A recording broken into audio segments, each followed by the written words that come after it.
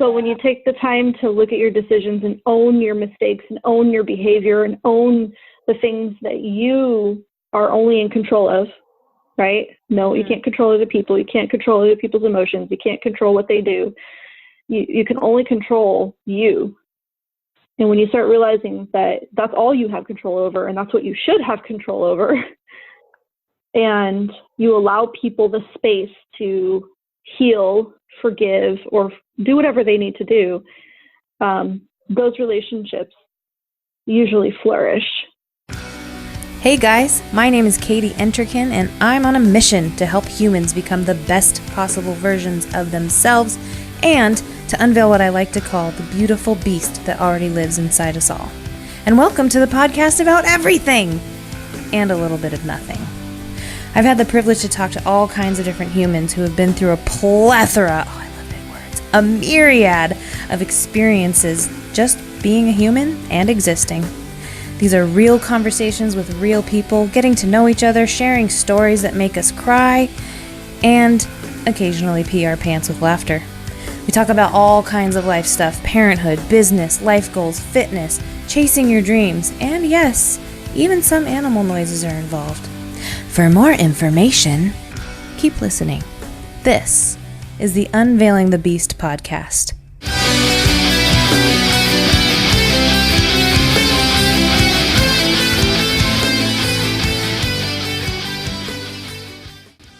What's up, beautiful beasts? Welcome back to the Unveiling the Beast Podcast.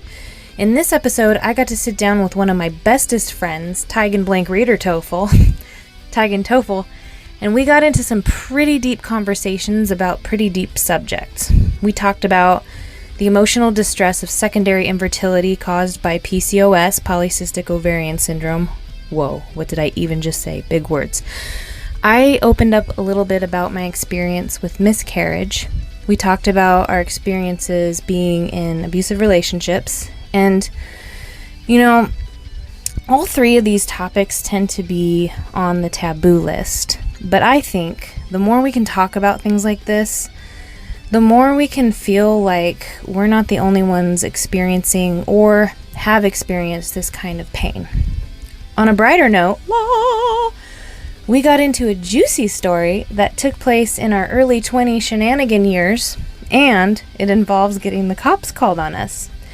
Just a warning, I had some issues with sound while recording, so the sound is a little bit wonky, but the content is just too good not to post. So, I hope something lands with you today. I hope something you hear tugs on your heartstrings, and or I hope you laugh.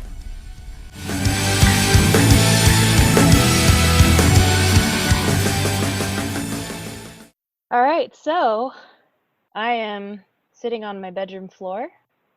I currently had some mic issues, and I'm sitting on my floor. My mom bun is on fleek. The lighting sucks, so it's good that this is just audio. And I have tomato sauce or tomato soup all over my shirt. The reason I'm saying all this is because if any one of you out there, listener, has ever had a dream to start a podcast, anybody can friggin' do it. So, without further ado,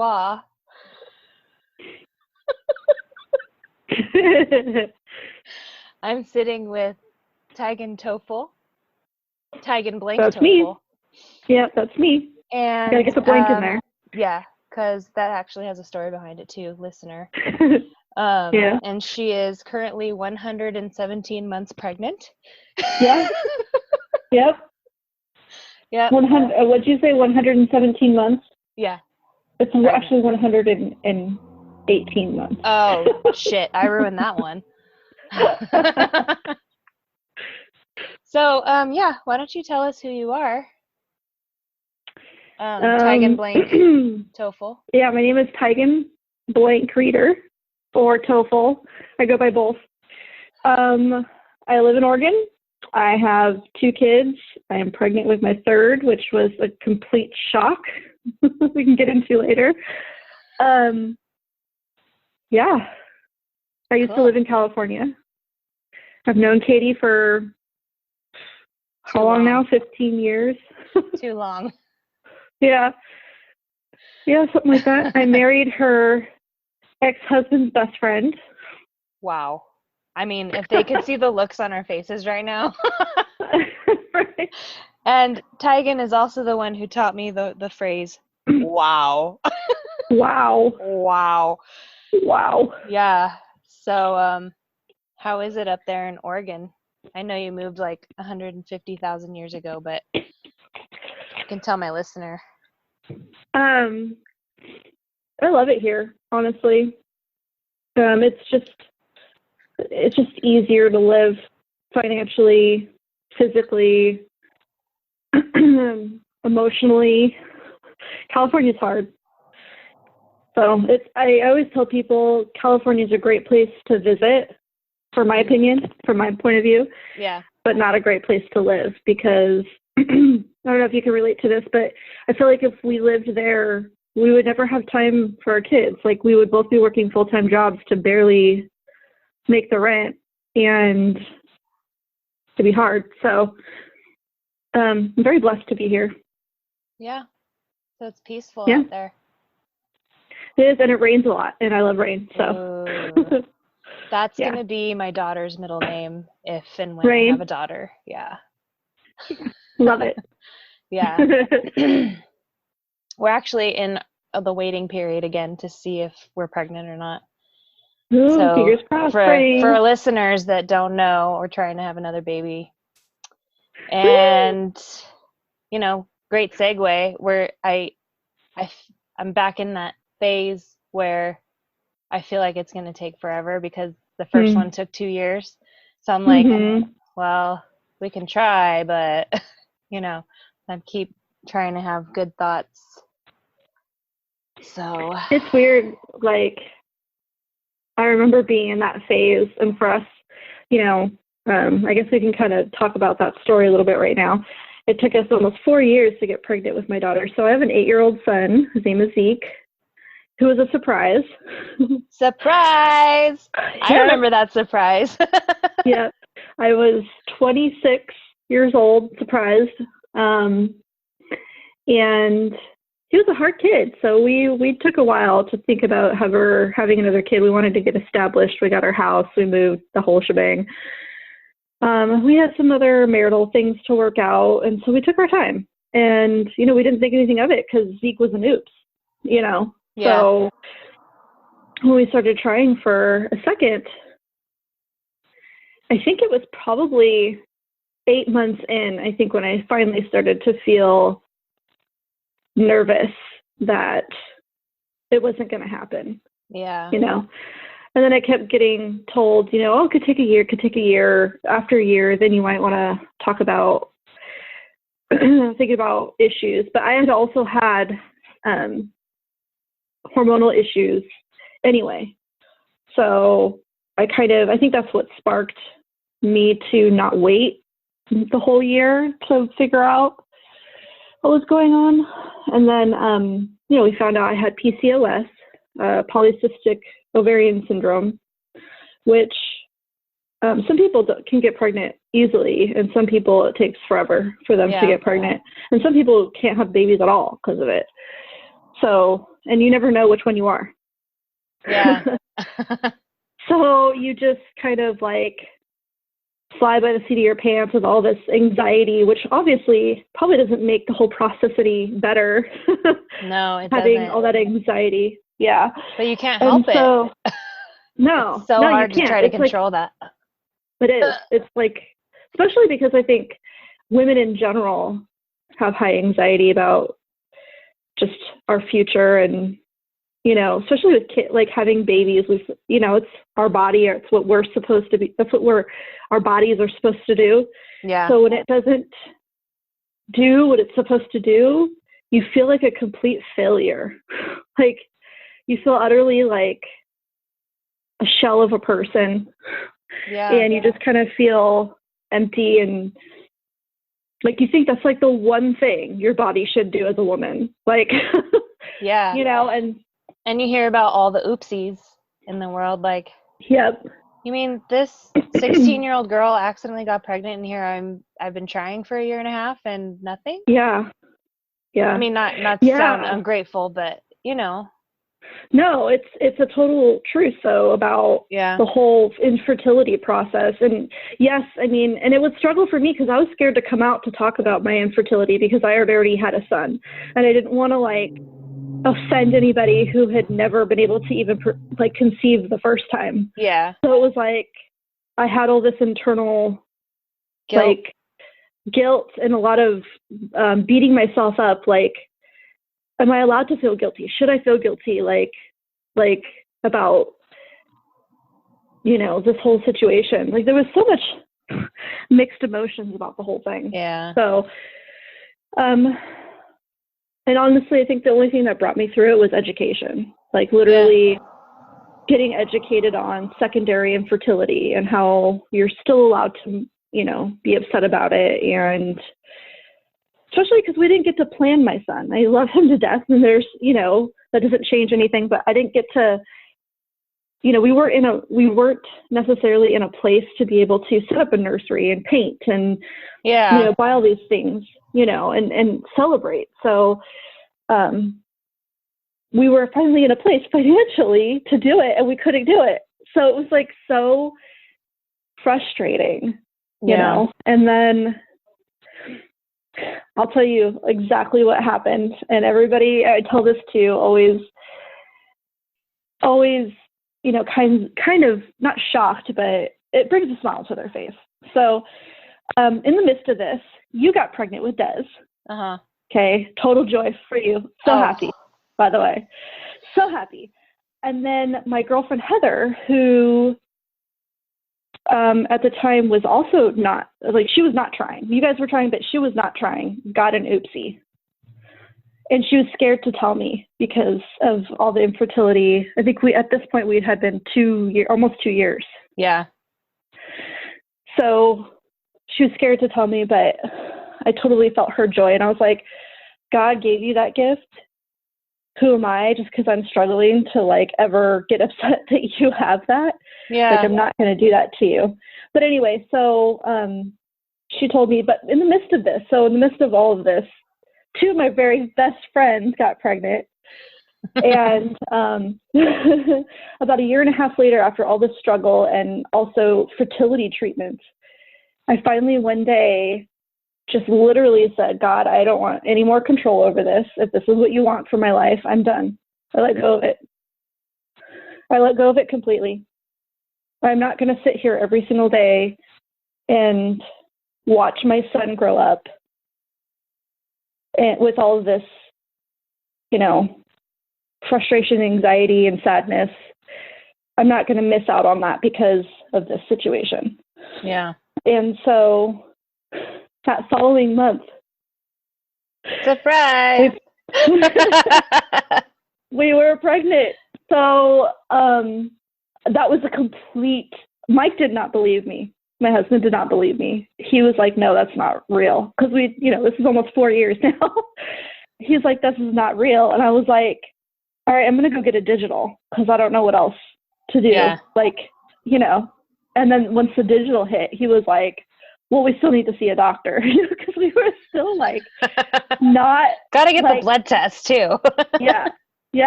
So, then we got pregnant with her, and that was kind of a rough go, but that was amazing. So that story of my life was, that struggle that was like a 5-year struggle. Yeah. Like an internal struggle. I mean, and I had lost weight. Remember you were my trainer. Yeah. And I had lost weight, and I was eating better. I was doing everything possible to just be healthy. But I think I wasn't healthy mentally. I think that's really, I think that's really what the issue was. And I honestly think it was me letting it go. And just saying, whatever God's will is what it is. I'm not going to fight it anymore, Yeah. But funny story, here I am, pregnant again with my third. Oops. 6 months after I had her. Oh my gosh. I still can't comprehend it. It's still Because we took so long to get pregnant. We didn't use protection because we thought for sure, like we talked about like possibly trying again for a third, maybe, because I was like on the fence about it. Yeah. When she was a year, it was literally like the first month that we the second month. It was like the second month that we like we're just having fun. Mm-hmm.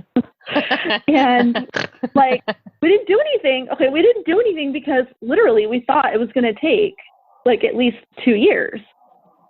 Kind of like, I'm sure you can understand that. It was the first or second month. Like, what is even life? What is even life? What is even life? That's awesome. Right now? So we're going to have a 2.5, like 2 under 2 is my life. Yeah. But there's may the Lord have mercy on your soul. I know it. Oh my gosh. But anyway, so there's the long story kind of our struggles with infertility. So I'm right there with you. I totally understand the anxiety and fear. Yeah. I mean, even though it didn't take us as long as it took you, it's still 2 freaking years, Yeah. And then, the first time I got pregnant, I was 9 days late, and I'm like total clockwork on my cycle, total clockwork. I was 9 days late, but all the pregnancy tests were negative. And then I had like the worst period of my life. Sorry, listener, if that's TMI, but and then I went to see a doctor to get a physical, and she said, yeah, most likely you had a miscarriage. So then the second time I got pregnant, everything was positive, all the tests and stuff, and I went and celebrated and told Sean, and then we told his parents, and the next day I started bleeding, and I'm like, ow. Like, that was so painful. And that's when I had my second miscarriage, but the first one that I really was aware of, and like, I'm losing a baby. So, and then I think it was like 2 months later when we got pregnant with Des. So, but that was tough. Like, even when we checked into to urgent care, because I was only 5 weeks, but I didn't know what I was supposed to do. I didn't know if they had to check me out. So when I walked in, even the ladies behind the desk, they could just see I was bawling, and I could see them welling up in tears because Yeah. Yeah. So. Yeah, that's rough. I mean, then you go through so you have all this anxiety, and then you finally get pregnant, and then this happens the whole time. Exactly. And then now every subsequent pregnancy after this, you're going to have that fear in the back of your head. Yeah. Because of what you've been through. So it's understandable. Yeah. So that's where I am. It's really only been 2 months since we started trying again. We started in January, and then we decided that Desmond is such a ball of joy. We're gonna wait a little bit. So now it's only like 2 months in, but I just have that voice in the back of my head that's saying it's gonna take you another 2 years. So, however, with that voice there, I'm not stressing out as much about am I pregnant? So maybe I don't know. And you've been through it once, so I feel like both times. So even with Elwin, and I don't know if I've shared his name yet with you. Did I? No, you were. Okay. You were discussing it with Tofel. Okay, so all right, I guess I can go ahead and spill the beans now. His name is going to be Quillen with a Q. It means cub in Irish. But with both of them, I knew I was pregnant before I was pregnant. I mean, before I took a test. You know what I'm saying? That's why I took a test. And both of them, I think it was the day my period was supposed to start with Elwin. I think it was 2 days before with Quillen, both times. So I feel like, and I didn't stress I mean, I stressed with Winnie, but I didn't stress that 1 month because I had given up. Yeah. So I didn't stress that one. But There this one, you know what I'm saying? This one I didn't stress at all because I didn't think. But I did take a test earlier than my period because I was already feeling off and I had just been through it. So I was like, what is happening? Yeah. So, you know, I feel like it does. Yeah, I was a wreck when I got I found out I was pregnant with Zeke. I was like shaking hardcore. I remember. Do you remember what you said to me? I don't remember it. Maybe, I don't know. What did I say? You looked at me and you went, "What if I die?" Oh. That was the thing I said. I know, and I know that's a real fear for people, but it was just so funny. Like, you had just found out. You told me you were pregnant before you took that test too. I remember. I did. You were at Walgreens. Yes, I was. I do remember. Well, I had some strong symptoms with him. Like this is the most mild pregnancy I've had so far. His pregnancy was gnarly. Like I had symptoms like they were on steroids or something. I don't know. I was so sick with him. So yeah, like I was really off when I got pregnant with him. So my hormones were all crazy. But yeah, I did. I knew. But you know what? I still waited 2 weeks because after. So I didn't even officially take a test till I was 2 weeks late. Because there's so many times I kept thinking, oh, I'm pregnant now. No, I'm pregnant now. So this time I was like, so, I mean, even though my period didn't come, I was still like, no. Because I know as soon as I take it, it's going to say negative. I'm going to feel like an idiot. You know? So. Yeah. So yeah, but anyway, yeah. Yeah. I think that's probably why you're not as stressed out because I don't think it's going to happen right away. Everybody has said, "Oh, your second one takes it happens really quickly. Like you get pregnant right away when you try for the second one if you've already had a baby." Well, I guess that would mean second one. But like even I knew, I was like, "No. I don't think that's going to happen." They're like, "Yeah, first month, it'll happen." I don't think my listener could hear me snap. So, yeah. Well, I mean, and now I'm sure my experience put a little bit of fear in there somewhere because I had a hard time with my second. Yeah. So, you know, like, that's not always the case. Which, you need to hear the truth because you don't want to live in this high expectations type mindset because I feel like that makes it worse. I mean, not that you should be pessimistic or anything, just realistic, you know, like, you know. Yeah. But I think the other thing I worry about too is that I'm 34, and like I know these days that's really not old to have a baby, but when I was pregnant with Des, one of my students got pregnant too, like around, I think she was like 5 weeks ahead of me or something. And her doctor, not my doctor wouldn't do this, but her doctor automatically said high risk pregnancy just because she was 35. And so I asked my doctor about that, and because like she was working out as much as I was, and he's like, no, you have to stop everything. I'm like, that's really weird. And the reason is because she was 35. High risk pregnancy automatically. So when I asked my doctor about it, she said, yeah, if it's labeled a high risk pregnancy, you get paid more. I was like, oh shit, what an ass. What a wow. I don't even have a word. Yeah. Oh my. I don't even have a word. I'm going to start using that. I don't. That's like terrible. I know. That's so terrible. Well, I'm 35 now. And I'm a fat cow. In other words, I'm overweight and I'm still not a high risk pregnancy. Yeah. So, like, yeah, that's ridiculous.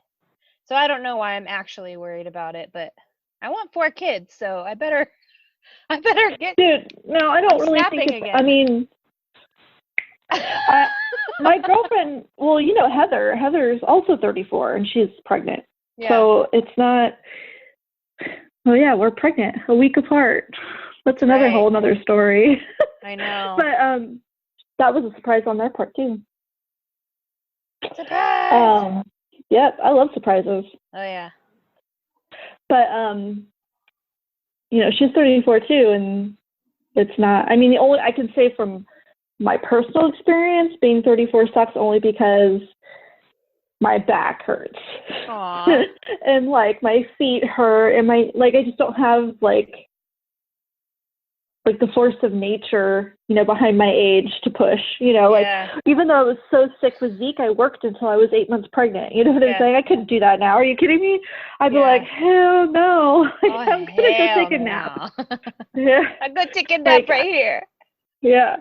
Yeah. I mean, just running after Winnie is like, you know, exhausting. By the way, listeners, if you're thinking, wow, these are some interesting names for children. Yeah. Her name is Tygen. So you got to kind of expect that from somebody named Tygen to have children with unique names. And I love all of them. Ezekiel, Elwyn, and Quillen. Yeah. Yeah. Hell yeah. We couldn't try to name our kid a normal name if we wanted to. I don't think it's a. I think even Desmond is a little too normal for you, even though it's not very common.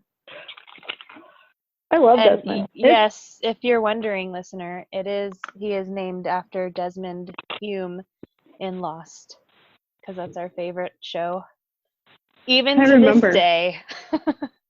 I remember that's when you guys used to get together and watch Lost all the time. Yeah, and then we'd make out on the couch. Cute. But no, people don't need to know that. Oh, they do. No, just So, yeah, Lost, pregnancy, perfect segue to ask this question. Sure. What's up? And I'm only asking because I want to tell the story. Okay. Have you ever had the cops called on you before? Oh, yes. You're like, okay, Katie, which story are you talking about? I know, I am actually, because it's been a few times.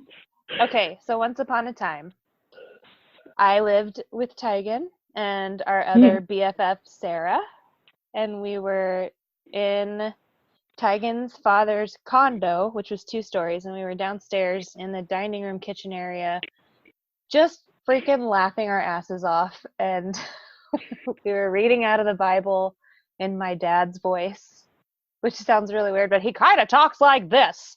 So we were reading the Bible. Well, then the angel blew his trumpet. I can't even listen to you do that without laughing. It gets better. So we're already laughing at that, and I was like, oh my gosh, let's do chin people. So if you don't know what chin people are, you turn upside down, you draw eyes and a nose on your chin, and then you flip upside down and you already have a mouth, so that's the chin person. Well, mine had a goatee. And somebody called the cops, and the cops knocked on our door, and he's like, and I was covering up my chin, but you could still see the goatee, so I had this little Hitler thing going on.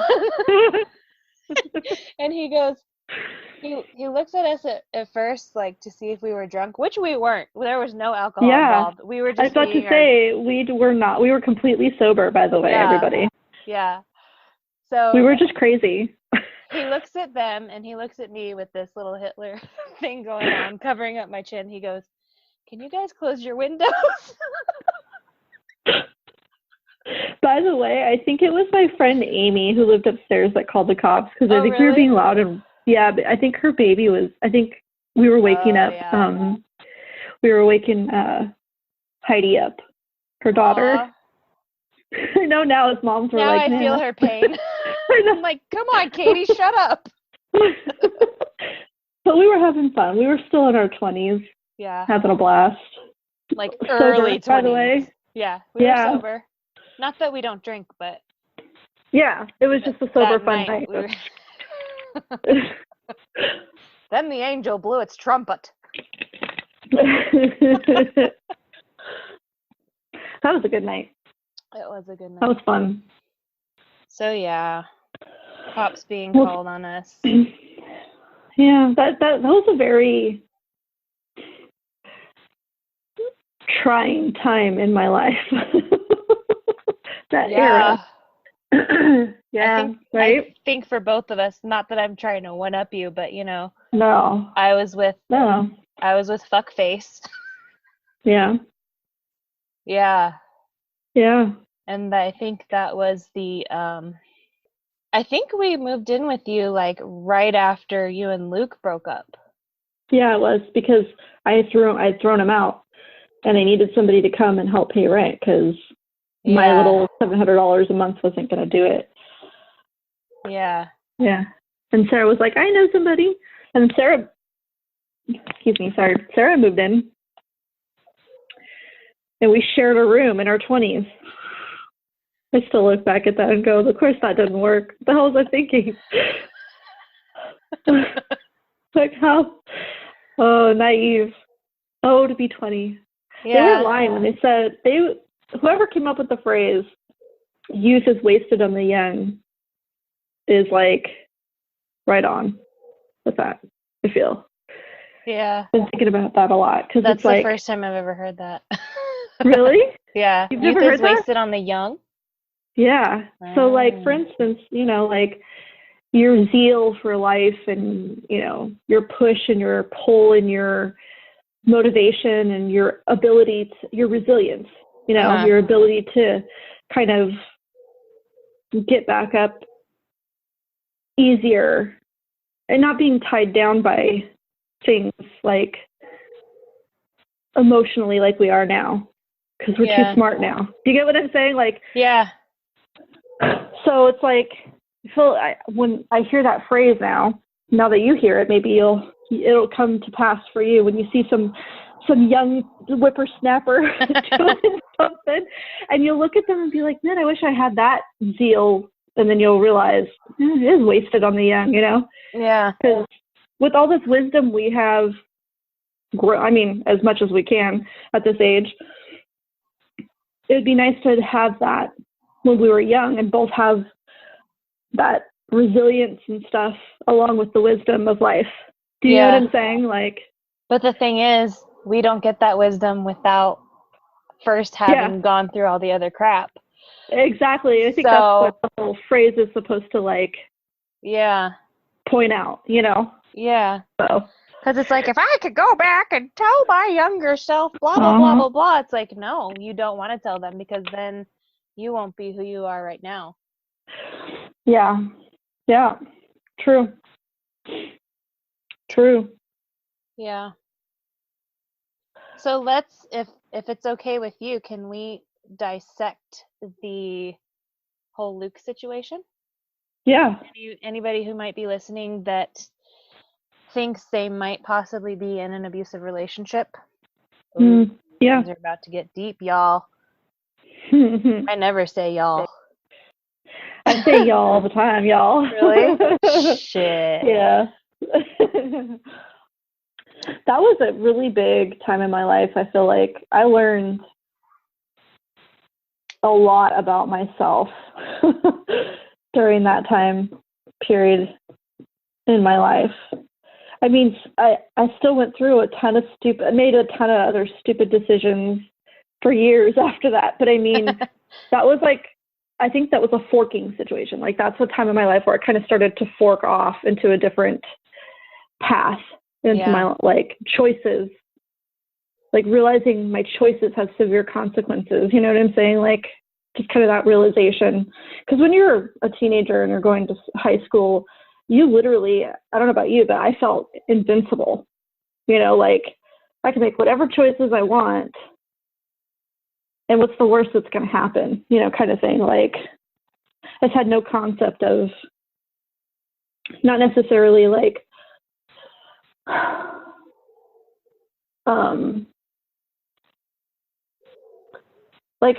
I had an understanding of consequences, but I just didn't, they were never severe enough, I feel like, to wake me up out of anything, if that makes sense. Yeah.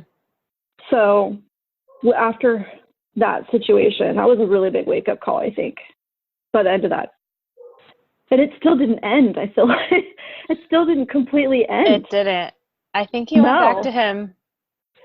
If I'm allowed to say this, I think you went back to him like 2 or 3 times. Yeah. To get the same slap in the face, literally speaking. Yeah. Yeah. Yeah. Yeah. Sorry. It seriously took, I will tell you what took me, I think, to finally figure it out was I literally had to make such a horrible, stupid, wild decision to uproot myself out of everything I've known to go gallivanting literally 900 miles away, leaving everything and within a 24-hour period to realize what an idiot I was to keep going back. Yeah. Like are you referring to the situation in which I was at school and fuckface was at work and we came home and all your stuff was gone? Yep. Yeah. Except for the futon. Yep. I'm referring to that asshole decision. Yeah. That seriously hurt. That's another thing too. I was always I realized, so this is one of the things I realized during this relationship. First of all, I allowed him to emotionally put me in a situation to where I thought I owed him something. Literally, me and Mike still have this conversation every once in a while. Like I always go back and I'm saying, I'm not saying this is right or an excuse. I'm just explaining why I did it. It literally felt like he was calling me and saying, I bought this house for you, hoping that you were going to live in it. Guilt, guilt, guilt, guilt, guilt. Yeah. And like, if you don't go do this, at least give me one last chance. You're an asshole. You know? Yeah. And so I was so scared to like hurt him or I felt like no matter what I did, I was going to hurt somebody. Like, I just didn't know. Like, the one person I didn't think about was myself. Like, I literally was like, I don't want to hurt him. You know what I'm saying? Like, I don't want to hurt him. I don't want to hurt Michael. I don't want to hurt Katie. I don't want to hurt any of these people. I don't know what to do. Like, I was seriously in such a shit situation. Yeah. Mentally. You forgot to put yourself on the list. I did. Yeah. I did. Actually, I knew I was on the list, but I threw myself off of it. It was like, I'm not important enough to even be on this list. You know, I'm such a shitty person because I've hurt him and I've hurt Mike and I've hurt other people all the time and I just hurt everybody. And that was actually, if we can go back, that's actually something that's been embedded into me growing up as a child. And I think that's one of the reasons I acted that way constantly. It was so indecisive. Yeah. So indecisive. I couldn't make a decision worth a damn about anything because, you know, my decisions never mattered. Everything I did was for everybody else. And it's weird because they always end up being selfish. That's the weird part is like, I'd make these decisions and I think that I'm doing it for other people, but it always seemed and turned out to be more selfish than it intended to be. Like, yeah. I never thought about it that way, but I totally get what you're saying. Yeah. Like it's like you don't want to hurt everybody else and you're not even thinking about yourself. So you go to try to make everybody happy. And it seems selfish because the ones that you do hurt are like, oh, well, she didn't even give notice. Yeah, like, exactly. And of course, I'm not holding that against you ever. Like, ladies and gentlemen, this is friendship. You forgive each other, just like Donkey says in Shrek. You forgive each other. But like, yeah, I never even thought of it that way. Yeah, it was like I said, I've done a lot of reflecting on like that because it still haunts me. That decision still, here's the thing, I've come to terms with it is that I don't regret it because had I not done it, I don't know how much longer it would have taken me to get the picture. Yeah. Like that I need to stop making decisions based on everybody else's feelings and stop letting other people control me with my emotions. And also, too, like, making a decision for one person that can hurt other people is still okay. Like, for instance, Mike was saying, you need to make a decision. You need to stop, you can't make everybody happy. Like, you need to figure out what you want and stick with it and stop doing this whole, like, you're hurting everybody. Like, you're just kind of being a jerk. And, that really kind of, I don't know why his words were any different than anybody else's, or, I don't know why it stuck with me at that point or that moment. He said this, I still went to Oregon, but I think that's one of the reasons why it hit me so hard when I got there. Because when I got there, I realized this is not what I want at all. Like, I felt so out of my element. I felt like I was on Mars. like I woke up and I was in this, like, I felt like I had woken up in a time loop. And I was one minute I was in California, and the next minute I'm in this house. I have no idea. Like, I don't know anybody around me. I don't know. It was like this freaky thing I did to myself and everybody else. Mm-hmm. And the 3 days I was there, in Luke's house, I slept on the couch. I wouldn't let him touch me.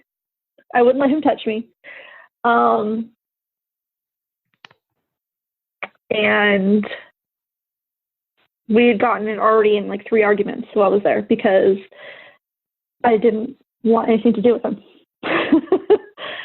So it took me 3 days to realize what I needed to do. And that's when I called my aunt, Dawn, and she came and picked me up, and I left him for good that time. Yep. And this time he was screaming, crying, the whole 9 yards, same thing. And I was able to say, I'm sorry, but this isn't going to work, and be able to actually let it go.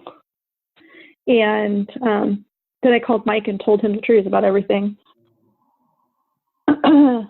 And told him, it's up to you what you want to do. I finally was able to accept my consequences for my actions and accept my stupid decisions and accept that I hurt people and that I'm going to have to work hard to get their trust back.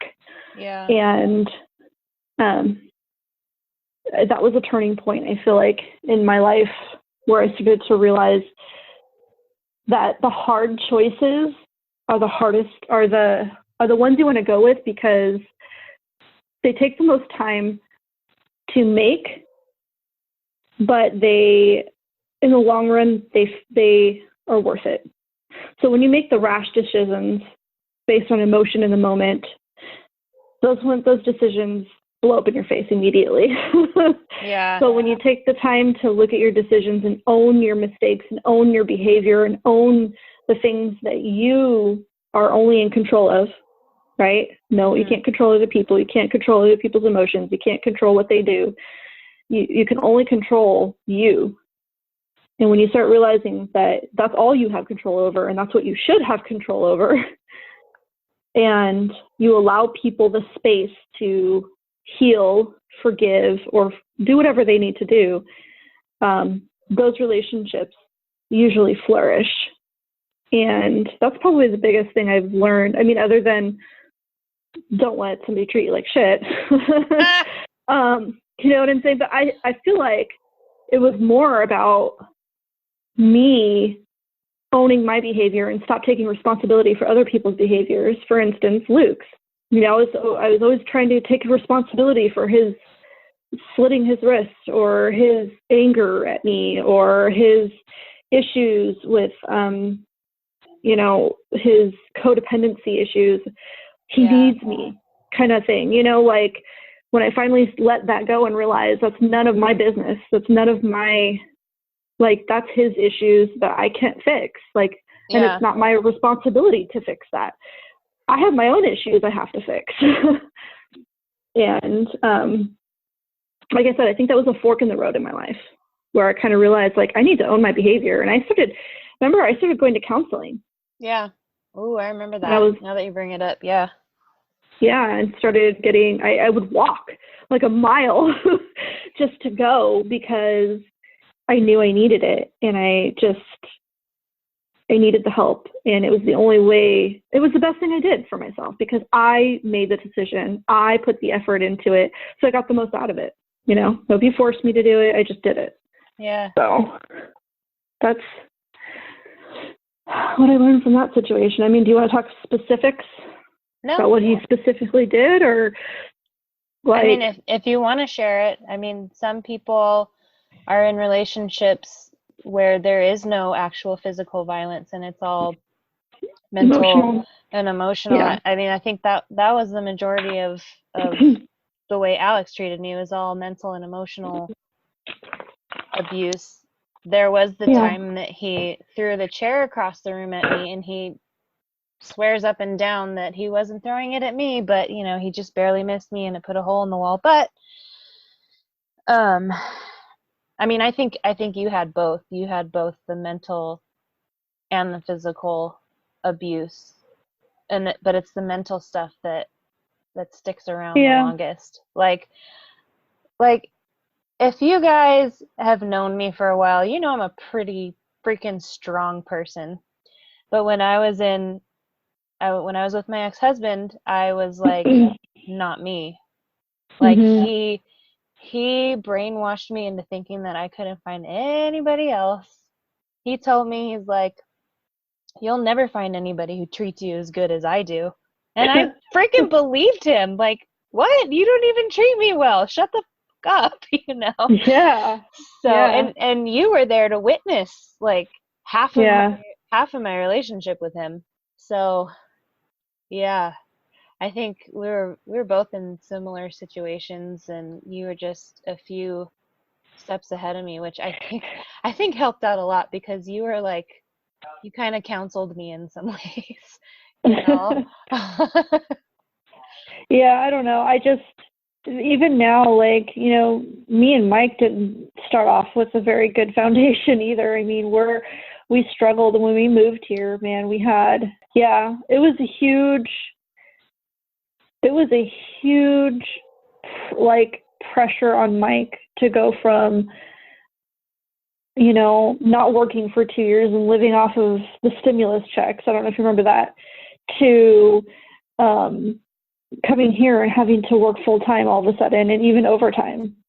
Yeah. That was a huge transition for him, and he did not necessarily take that very well. And so I kind of revisited that whole abuse cycle again. You know, and of course there was addiction involved and all kinds of things, and we've worked through that. The difference between him and Luke is there's two differences. And this is probably the only reason why we're still together. One reason, we both have a foundation in our belief in God. So that makes it easier for us to be able to find a common ground to talk. Like, to be able to say, like, both, like in the Bible, this is, we are both expected to be this person. You know what I'm saying? Like, you can't twist it to be that this is okay or not okay. Like, we both agree that this is not okay. You know what I'm saying? So it kind of gave us like a common ground to be like, to meet on and to say, but there's forgiveness and we can change, you know, and we should try. And I think that is, and here's the thing, Michael has a track record with me for change. He has. Yeah. So he's gone from a very angry person who used to do meth all the time to quitting meth, to getting a job, to getting a car, getting a license, doing all these things that he did not have when we first met. Yeah, he totally turned his life around. Totally. So I know he's capable of admitting that he needs help, you know, and he, like, in changing for himself, not for me, but for himself. So I think those two things, having God in common and then also having a track record for change, is the reason why we're still together. I mean, I'm not just making it all about him, it's me too. But for instance, you know, my stupidity going to Oregon. Yeah. You know, well, and making the that number decision. 3, you guys love each other so much. Well, that too. Yeah. Of course. Yeah. But yeah, I mean, obviously, like you know, and so it's, you know, we've had our ups and downs, but I will tell you, I really feel like doing the whole owning your own behavior and stop expecting the other person to change their behavior to make you feel better has taken the pressure off of the change, wanting to change for the other person, if that makes sense. So, you know, one thing we learned in counseling, me and him, was if you're coming to counseling to try to change the other person, that's not the point. Yeah. The point is, when you go to counseling, it's about what you need to change, because that's the only thing you have control over. Yeah. That was a huge pill for both of us to swallow. Yeah. You know, so, but the fact that he was willing to go and willing to learn and willing to go on a journey with me to fix ourselves together, like him fix himself, me fix myself together, if that makes sense. Yeah. Has made this situation different and special. You know, we get to tell our grandkids. I love that we get to tell our kids and our grandkids when they get to be older, like, hey, we did not have perfect anything. Yeah. We had to work hard to make it work, and we were not perfect to each other. We were not, you know, Princess and Prince Charming. See, but the thing is, you are both willing to work on it, which is like the key to everything. You're both willing to work on it. If it's just one person that keeps trying and trying and trying, and the other person sitting back and twiddling their thumbs, you know, it's not going to work. Nope. And the other thing, you were talking about the counselor saying, if you're coming here to change the other person, no. One of, what was it? Oh, it was one of my coaches said, in a video or something I was listening to, he said, stop standing in front of the chocolate ice cream machine and expecting vanilla. Mm-hmm. If you keep going to that chocolate ice cream machine and expecting vanilla, whose fault is that? It's yours. Yes. Yeah. So, because the chocolate machine only knows how to make chocolate ice cream. Exactly. And if you want vanilla, you're trying to get ice cream from the wrong motherfucking person. Yes. Yes. And that all boils down to taking responsibility for your decisions. Exactly. Right? So when somebody treats you like shit and you stand there and you're like, why are you treating me like shit? And you're like, you need to take responsibility that you're allowing them to do that. Like, it's because you're taking it. Yeah, exactly. You only get what you allow, you know? Which, so you know, for the listener, it doesn't make it your fault that they're treating you like shit. It makes it your fault that you're accepting it. Exactly. Yeah. Exactly. You don't need to take responsibility for their bad behavior, but you do need to take responsibility for your decision to stand there. Yep. Stand there and take it. You know? Yeah. Yeah. Ooh, we're going deep today. Ooh. That's what I'm talking about. Getting to this age, you know, where all of a sudden life starts kind of making more sense, and your choices start making more sense, and your accountability to yourself makes you feel old. where you're like, oh, I'm starting to kind of get the hang of this life stuff. Although when you say that, that's usually when something goes, oh, really? Yep. I can mix this up. Yeah, dude, that was some deep, deep shit. I went down. That was a soul search right there. We talked about the soul right there. The soul, yeah. So I have one question that I want to ask you that I ask everybody. Okay. At the end of our little chit chats, and that is, if you had one piece of advice that you could give to the world, what would it be? The moment I'll tell you right now. The moment that you think you become a wise person, you become a fool. Ooh. That is what I'm going to leave. There was a couple other ones that came to mind, but I feel like that one kind of says it all. It means remain teachable. You're never unteachable. There's always moments in life that you need to learn from. And be open to listening to that. Yeah. I love it. Ladies and gentlemen, Tygen Blank Tofel signing off for now.